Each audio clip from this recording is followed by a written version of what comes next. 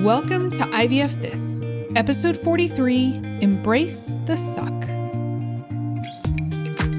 Welcome to IVF This. I'm your host, Emily Ginn. I'm a mother to two beautiful and feral boys. I'm married to my favorite person in the world. I'm a social worker, a life coach, and an IVF warrior. I'm here to teach you how to manage your mind and emotions during your IVF journey, to break free from anxiety and regain control of your life, even in the midst of infertility.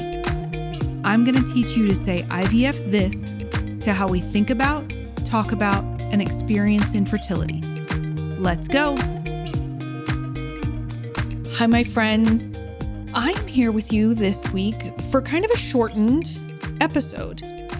We normally talk for about 20 to 30 minutes, but I wanted to add this episode in as kind of a refresher and a little bit of an addendum to last week's episode, which was called How It Was Supposed to Go, which the premise of that episode was around arguing with reality. This is a little bit more of an actionable thing to think about when we're arguing with reality or when we're going to start trying to stop arguing with reality. I know it's a little bit of word gymnastics, but I think this particular episode is going to give you something a little bit more to chew on, which is something that I love. Now, a little bit of history about me. My older brother was in the armed forces. He was both active duty military before 9/11, and then he was a reservist after 9/11. And one of the things that he would talk about is this phrase, embrace the suck. Now, I had asked him one time, what does that even mean? Like, we have an idea of what it means, but the definition in military jargon, it means to consciously accept or appreciate something that is extremely unpleasant, but unavoidable, right? And so when I was thinking about and creating the episode last week about how it was supposed to go and arguing with reality, this phrase kept coming up for me. Embrace the suck, embrace the suck. Now, you might be asking yourself, why? Why was this phrase resonating for me? Well, that's because the idea of embracing the suck is actually a very Buddhist concept, right? I talked a little bit about Buddhism last time and how tethering yourself to outcomes and tethering yourself to things is actually what creates suffering. We touched on that just a little bit. But embracing the suck is in itself kind of an Americanized way of describing a Buddhist concept. When we deny what reality is giving us, what's really happening, then we create suffering, right? So life is a dance between minimizing expectations and surrendering to what our lives actually reveal to us. And I think that's why it resonated so much and was kind of banging around in my head over the last few days after I recorded that episode, because this embracing the suck is kind of a cornerstone of how I healed and my journey through infertility. I just didn't really think about it in those terms. And so I'm going to talk to you a little bit about why it's important and a little bit about why it was so important for me, even though up until I did this episode, I didn't really realize that's what I was doing, which is so funny how our brains do that. We kind of go through and do things without giving ourselves credit for them, right? So I totally caught myself on that this past week. So the idea is by embracing our lives totally, even the stuff that sucks, we actually get to pass through the sucky stuff faster. So I want you to think about like the armed forces. No matter what country you're in, if you're in the United States, if you're international, it doesn't matter. But think about the armed forces in your country. They don't really have any choices, right? We as civilians, we get a lot of choices. If you're in the armed forces, your choices are pretty limited. If you're out there in the desert or in the mountains, the only way you're going to get through any challenging experience in the armed forces is by embracing them rather than denying or ignoring them, which is pretty much what civilians do, what we do, what I do. I want to make sure I put myself first on that chopping block. It's absolutely things that I do and have done. But for us, as civilians with our modern convenience, we tend to deny things. This isn't happening. This shouldn't be happening. We try to distract ourselves or numb ourselves. Food, social media, all the things. We fool ourselves over and over to avoid and disconnect, ignore, postpone, procrastinate, and put our heads in the sand when we don't like or don't want to look at what is. Now, this comes up a lot in infertility, and I'm hoping you're already seeing some connections between what you do and how it's kind of the opposite of embracing the suck. We avoid the suck at all costs, at all turns, right? But when we actually take a look at it, when we stop denying it, right? Then we can actually process it. We have something to do with it. And we're not just talking about infertility, right? Or all of the things that go on during fertility treatments. We're also talking about feelings, right? How many of us refuse or deny or avoid our feelings? That is also part of this. Embracing the suck. Some of the feelings that we have are kind of sucky. They don't feel good. They don't feel comfortable to us.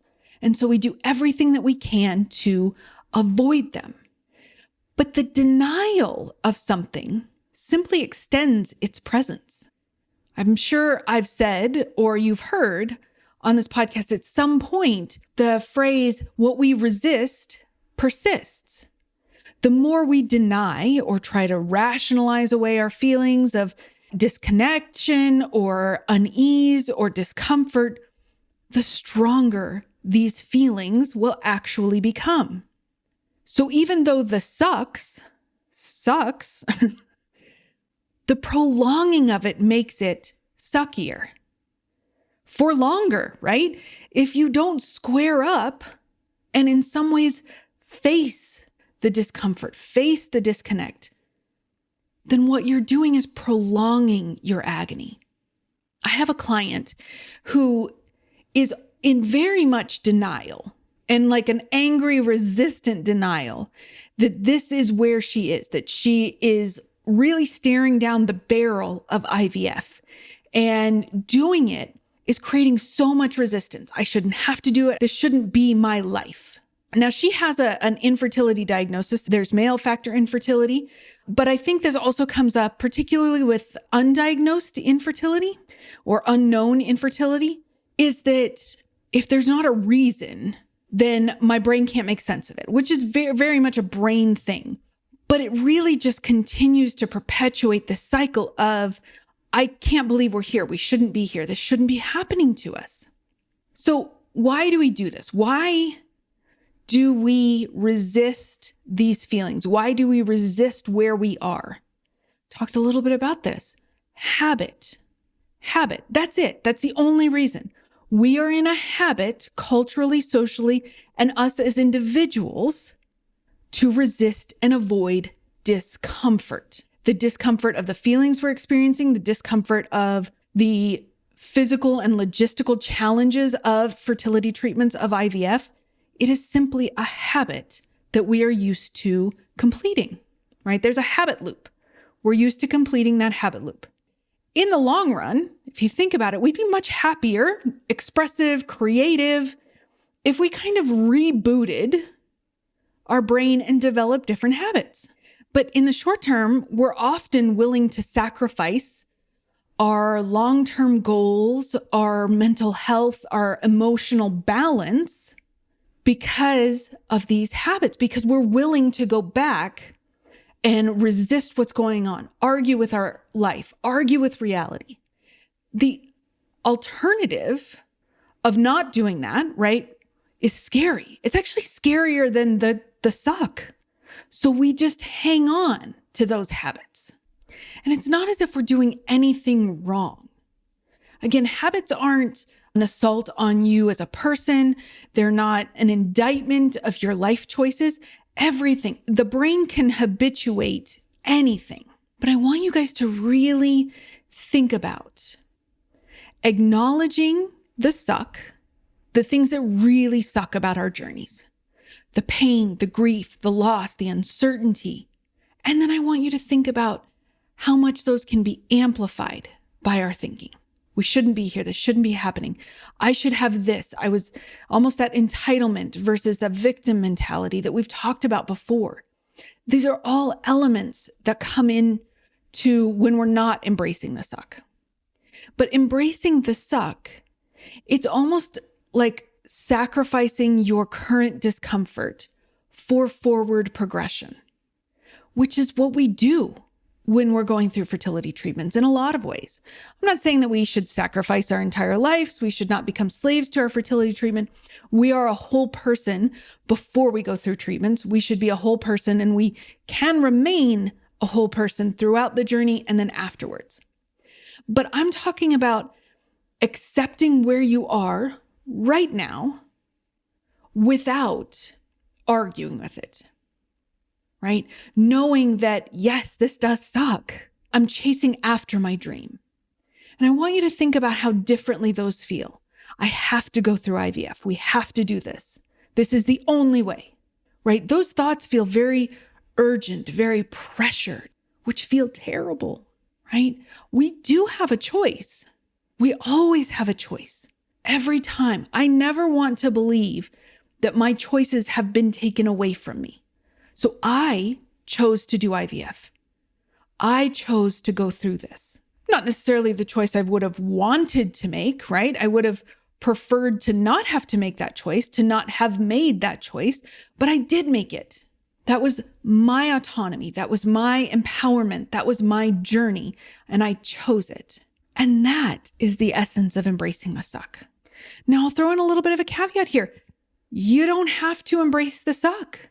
It's totally up to you. I'm never going to force you to think or believe something differently. I'm never going to force you to give up a belief, to give up a thought. But I just want you to know that embracing the suck is an option. It's always an option that you have. So now that I'm looking back on my fertility journey, now that we're kind of coming to the close of it, we've finished our last round, we're past that, kind of in the waiting period between now and April of 2022, which is when I will be due. And I'm thinking about all the ways that I embraced the suck, but didn't give myself credit for, that's what I was doing, right? I stopped arguing with reality. I stopped fighting what was going on, what I was going through.